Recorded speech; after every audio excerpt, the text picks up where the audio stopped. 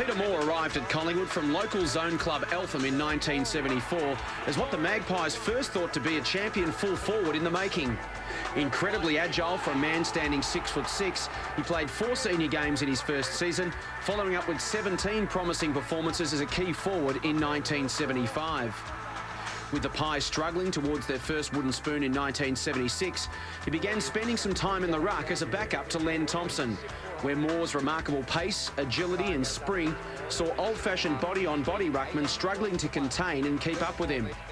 He would then return to the forward line once Thompson was refreshed. Over the top, King, he can score. Rene King, has he gone too far? Moore in the goal square. Dempster, picking hands on the ball but no mark. Dunn fumbling. Inside half forward. Moore. Peter Moore. Nasser coming right down from the half-back line to take that mark at centre half forward. Kick falling short. It only goes about 40 metres with the mark taken by Peter Moore. Moore's ability as a key forward should not be underestimated. He booted 77 goals, rotating through the ruck in 1977 to finish third in the Coleman medal and represent Victoria at full forward. But now it's Peter Moore's turn. Good kick. That's it. Straight through. Good enough. Look at that pass. Beautiful to his teammates and his old colleague and former captain too in Wayne Richardson. Down towards Moore. He's getting in front of Gumble and he's got a bit too much pace, and let's not lose sight of the fact that Peter Moore's about 6'5" tall and runs like a rover, leaps like a deer and can kick goals. Gunn still, Croswell for North Melbourne. A bad one. Max Richardson for Collingwood. On to Moore, a good hand pass. Moore straightens up and shoots for goal and puts it through for his spot, and Collingwood further ahead. Listen to the roar now. When Len Thompson was cleared to South Melbourne in 1979, Moore took over the #1 ruck mantle and blossomed to become the most dominant and unstoppable ruckman in the competition, winning the Brownlow medal, the club best and fairest and All-Australian selection in 1979. Cormac kicks in. Moore in front. Good mark with a wet ball. And the free kick to Keogh.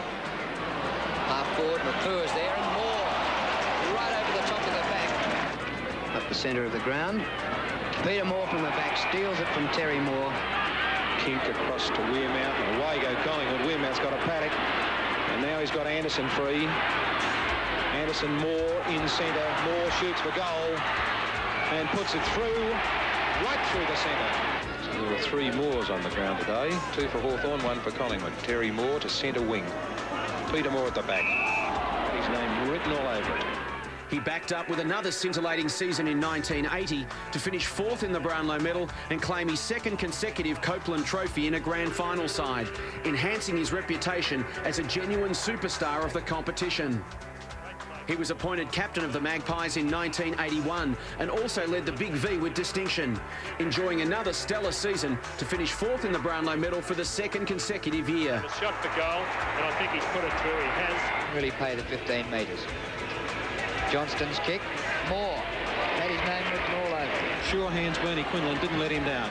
Herbert calling for the ball, but goes straight towards Moore. That's bad football. Moore speeds across, hoots in towards goal. This is a long one. It could be home. It is.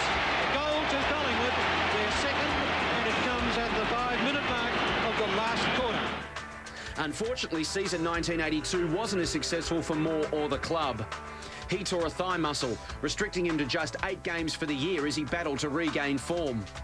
The Magpies fell from premiership contention amidst political infighting, which ultimately saw the coach and administration depart Victoria Park. Moore ultimately departed as well, cleared to Melbourne at the end of the season in a blockbuster transfer. But he blossomed once again under the spotlight and intense pressure to win a 2nd Brownlow medal in his 2nd season with the D's, 1984, making him just the 2nd man in history after Ian Stewart to win Brownlows with 2 different clubs. Looking for Moore. Peter Moore's the leaper. Takes a big mark. Just the target. He's been prominent early. Moore chips in and takes a strong mark, and he's off. Using his mobility, plays it to Flower, who gets tripped and takes a miraculous mark. Walsh tripped him, and Flower was still able to take the mark. On to Moore. Peter Moore, full of running. Looking in the direction of Thorne, who kicked 7 against Footscray last week. Not clear. The Scouters Flower has about a 10-metre break on any opponent there. It was Landy. In towards centre half forward. Moore coming down through the centre, lines up the goals. It's on its way. He loves it. Injuries hampered Moore in the twilight of his career, and he ultimately hung up the boots in 1987 after 249 games, 2 Brownlow medals, 2 Copeland trophies, 2 All-Australian selections, and a reputation as the forefather of modern-day ruckman. His phenomenal athleticism and grace revolutionised the way the ruck position is considered. The very rules of the game were adjusted as a direct response to opposition coaches endeavouring to blunt his brilliance any way they could. There he does to Gleeson. Gleeson's handball's muffed. Healy on the end of that. Here's a chance now for the Demons to come clear. Greg Healy, chased by Gleeson, kicks towards half forward. The mark taken by Moore in front of Dean. Peter Moore, one of the all-time great big men and a member of the Australian Football Hall of Fame's class of 2005.